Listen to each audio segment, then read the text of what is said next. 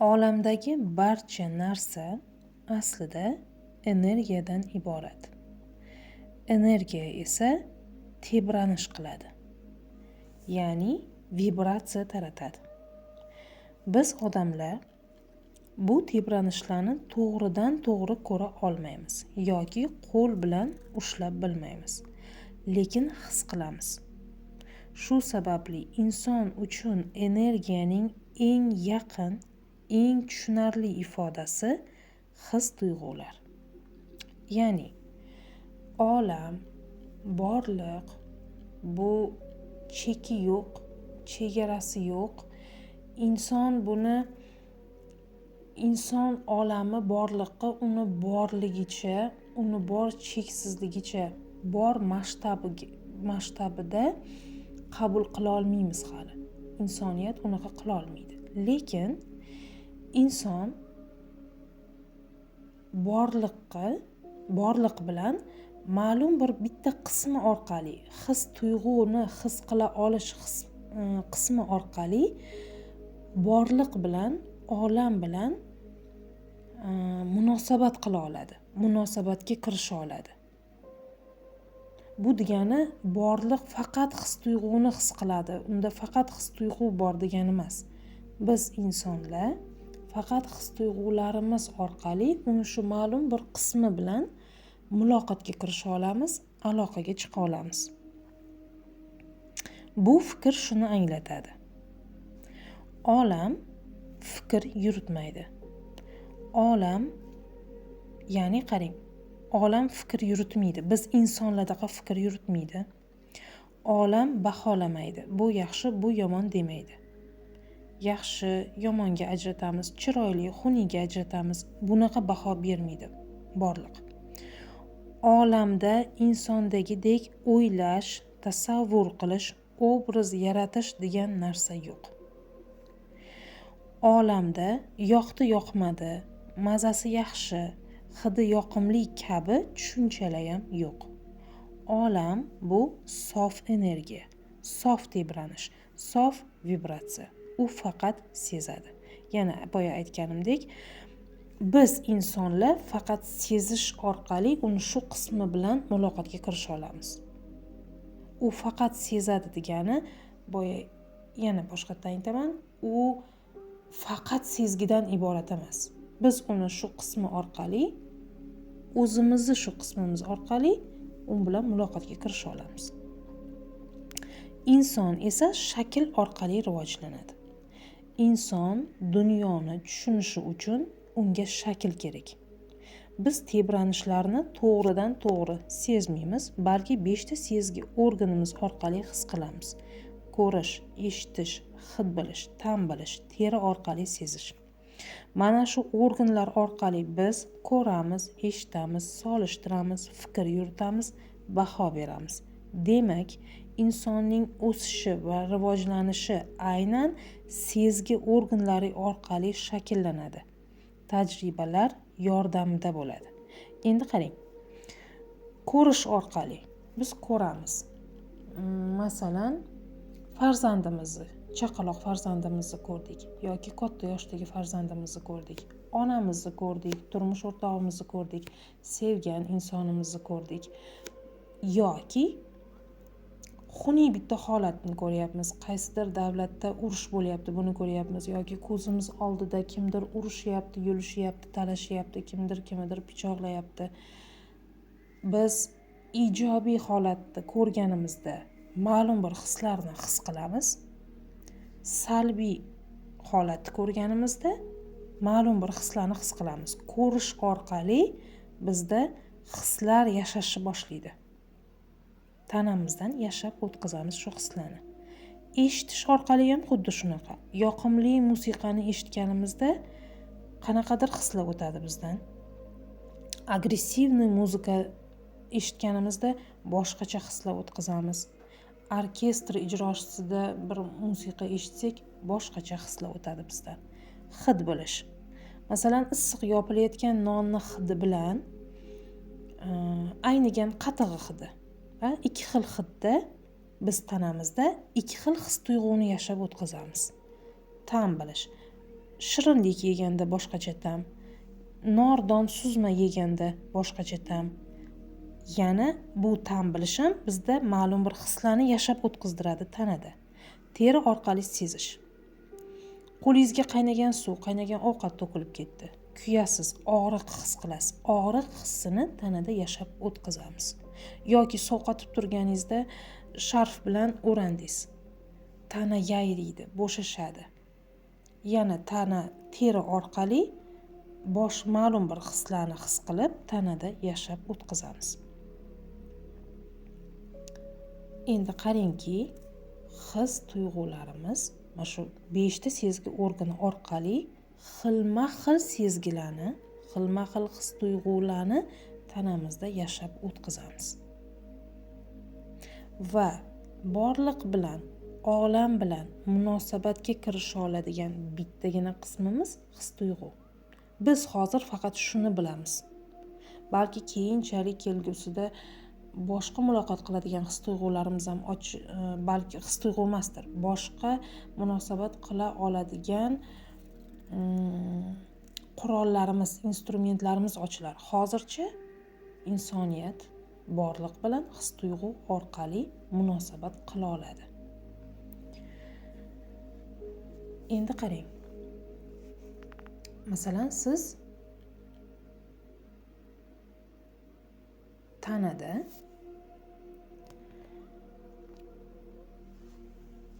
og'riq hissini yashayapsiz. Keling, buni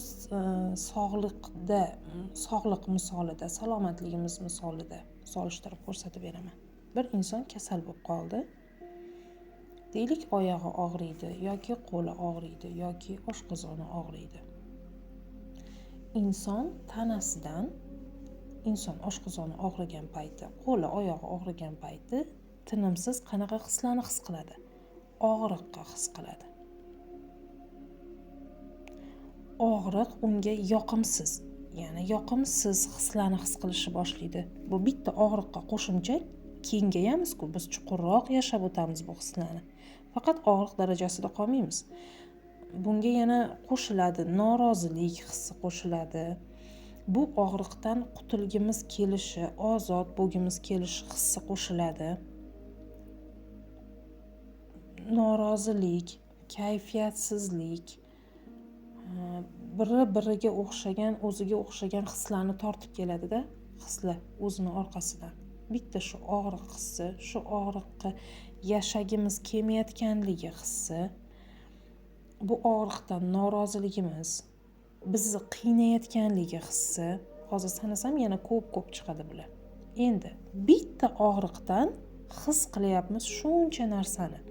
Endi bizni hayotimizda har xil jabhalari bor. Biz kasbdamiz, biz uydamiz, biz onamiz yoki otamiz, kimnidir akasimiz, ukasimiz yoki singlisimiz, kimgadir ota-onamiz, ota-onamizga farzandmiz, bizni sog'lig'imiz bor va hokazolar. Endi qarang, kun mobaynida bitta og'rig'imizga, bitta salomatligimizga nisbatan shuncha his qildik. Endi masalan, deylik, men ona bo'lib, men farzandimdan noroziman. Bu norozilik xuddi hozir sog'lig'imiz yaxshi bo'lmagan holatda qanaqa hislarni o'zini orqasidan tortib kelishini tushuntirganimdek, bitta turmush o'rtog'imdan yoki farzandimdan norozilik hissim o'zini orqasidan yana bir qop shunaqa salbiy his tuyg'ularni tortib keladi. Kasbkorimda noroziman. Bu ham o'zini orqasidan shunaqa his tuyg'ularni tortib keladi. Tashqi ko'rinishimdan noroziman. Bu o'zini orqasidan qop his tuyg'ularni tortib keladi. Endi hayotimni har bir jabhasiga nisbatan munosabatim bor va bu munosabatdan his qilayotgan hislarim bor. Kun mobaynida bu hislarni aralash his qilib o'tiraman. Endi qarang, shu hislarning orasida meni hayotdan minnatdorlik hissim necha foiz? Meni hayotdan rozilik hissim necha foiz? Men hayotdan necha foiz quvonyapman? Necha foiz o'zimni baxtli his qilyapman? Necha foizida hayotimdan mamnunman? mani hayotimdan roziligim, quvonchim, baxtim, mamnunligimni foizi nihoyatda kam, lekin e'tirozlarimni hisobiga his qilayotgan salbiy hislarimni foizi nihoyatda ko'p. Endi borliq bilan munosabatga faqat hislarim orqali kirisha olar ekanman. Duolarimda, istaklarimda, orzularimda, yaratgandan so'rayotganimda men rosa ham yaxshi narsalarni so'rayman o'zimga. Eng a'lolarini, eng azizlarini, eng mukammallarini so'rayman. So'raganimda bilaman, bilib so'rayman, lekin hayotimda teskarisini yashiraman. Bu nimani hisobigaki, men so'ragan narsalarim bilan shu so'ragan narsalarimni his qilayotganlarimni foizi juda ham kam kun mobaynida. Lekin men istamayotgan narsalarni his qilishimni foizi juda ham ko'p. Borliq bilan muloqotga faqat hislarim orqali kirisha olar ekanman. Men ko'proq foizda his qilayotgan hissimni qabul qiladi borliq va shuncha hissi menga yana qaytarib beradi. Shunaqa hislarni his qilishim uchun vaziyatlarni menga qaytarib beradi. Boya aytganimizdek, borliq, olam baholamaydi, yaxshi yomonga ajratmaydi, shirin achchiqqa ajratmaydi. U nimani olsa, shuni beradi. Mana biz duolarimizda so'raymiz-ku, hamma narsa yaratganda borliqlarning egasida, unda hamma narsa bor, u biz nima so'rasak beradi. Lekin u tilimizda so'raganimiz emas ekanda, biz muloqotga kirishganda hislarimiz orqali muloqotga kirishar ekanmiz. Judayam ko'p iltijo qilib Xudodan so'raydigan insonlar bor, judayam ko'p duolar qiladigan insonlar bor. Ahamiyat bersangiz, hamma duolarimiz ham ijobat bo'lmaydi, chunki ichimizda norozilik hissida so'raymiz-da uni. Borliq so'zlash orqali tushunmas ekan bizni. Borliq faqat his-tuyg'ularimiz orqali bizni tushunadi. Va bizga biz nima his bersak borliqqa, shuni qaytaradi. Shuning uchun hislarimiz ustida ishlashimiz kerak. Juda ham chuqur ishlashimiz kerak. Bu xuddiki bu hislarning o'zi paydo bo'lish sababi ham mana chaqaloq tug'ilganidan katta bo'lishni boshlaganida dunyoni tushuntirish boshlanadi chaqaloqqa. Bu ko'zing, bu qoshing, bu ona, bu dada, bu buva, bu yer, bu osmon, bu quyosh va hammasi bolani ongida, ong ostiga dastur bo'lib joylangan.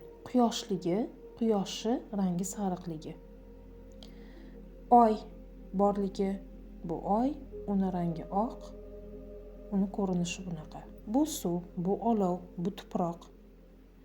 Shu dasturlar natijasida biz yashayapmiz. Ayni hozirgi holatimizda bizni o'rab turgan hayotimizda bizni qiynaydigan inson bormi, bizni xursand qiladigan inson bormi? Bizni qiynaydigan vaziyatlar bor, bizga quvonch keltiradigan vaziyatlar bormi? Bular hammasi bizni ong ostimizdagi dasturlarimiz natijasida shaklga kirilgan hayot. Va shu dasturlarni o'zgartirish natijasida atrofimiz mutlaqo boshqa shaklga kiradi. Buni iloji bor. Faqat bu xuddi fitnessga borsangiz, trenirovka qiladi-ku inson. Masalan, men haftasiga 2 kilo ozmoqchiman va fitness trener menga dastur tuzib beradi. Har kuni shuncha soatdan trenirovka qilasan, bir haftada shu natijaga kelasan yoki bir oyda shu natijaga kelasan. Xuddi shunaqa his-tuyg'ularimizni trenirovka qilishimiz kerak. Biz hozir avtopilotdamiz. Mana avtopilot o'zi olib ketaveradi-ku. Bu vaziyat sabab bo'lib bu hisni his qilamiz. Boshqa vaziyat sabab bo'lib bu his keladi. Masalan, deylik, uyingizda noxush holat bo'ldi. Siz bundan xafa bo'lib qoldingiz. xafasiz, bir hafta mobaynida sizni tug'ilgan kuningiz bor, har xil tadbirlaringiz bor, to'yga borasiz, boshqaga borasiz, lekin bir hafta sizni mana shu xafalik tark etmasligi mumkin. Vaholanki to'yda, tadbirlarda qo'shiqlar bo'ladi, yaxshi ko'rgan insonlaringiz bo'ladi, atrofida do'stlaringiz bo'ladi. Ko'ngil ochar holatlar, vaziyatlar bo'lgani bilan siz bir hafta xafalik holatida qolib ketishingiz mumkin. Bu shu avtopilot. Bu hissiyot sizni boshqaryapti degani. Siz xafalikdan chiqib keta olmayapsiz. Atrofdan o'zingizga shuncha ta'sir bo'lsa ham, sizni kayfiyatingizni ko'taradigan, sizni quvontiradigan holatlar bo'lsa ham, siz xafalikdan chiqib keta olmayapsiz. Bu yerda shu his sizni boshqaryapti degani. Agar hislaringizni siz boshqarishni o'rgansangiz, sizni kimdir hafta mobaynida, yillar mobaynida yoningizda birga turib, sizni dilingizni og'ritishga harakat qilsa ham, sizni kamsitishga harakat qilishi mumkin, sizga jabr berishga harakat qilishi mumkin, lekin hislaringizni boshqara olsangiz, sizga tashqi atrof berayotgan vaziyatga nisbatan siz teskari his bera olsangiz, mana u sizni xafa qilmoqchi, siz xursandchilik hissini berasiz. Sizni dilingizni og'ritmoqchi, siz yaxshi kayfiyatni berasiz. Va borliq sizdan chiqayotgan, xoh u salbiy bo'lsin, xoh ijobiy bo'lsin, qaysi his chiqsa sizdan, qaysi his vibratsiya bo'lib taralsa sizdan, shu hisga javob qaytaradi. Xuddi shuni qaytaradi. Shuning uchun nima bersang shuni olasan deydi. Biz aytamiz, menga shuncha qo'pol munosabatda bo'lsa ham, men u bilan urushib ketmayapman, men unga ijobiy javob beryapman, men u bilan urushmaslikka harakat qilyapman deymiz. Bu tilda bo'lgani uchun javobni biz baribir salbiy olaveramiz, shu ma'lum bir insondan yoki vaziyatdan. Chunki ichkarida bizda boshqa, bizga xunuk munosabat qilayotgan insonga nisbatan javoban ichkarida his-tuyg'uda biz ijobiy his-tuyg'u qaytara olmayapmiz. Tildagisi tilda qoladi. Aynan qalbda, dilda qaysi his-tuyg'u his qilinsa, borliq bilan shu his-tuyg'u muloqotga kiradi va bizga borliq javoban shu hislarni yanada ko'p his qilishimiz uchun bizga vaziyatlar, jarayonlar beradi. Va bu trenirovkada o'zgartirsa bo'ladigan holat.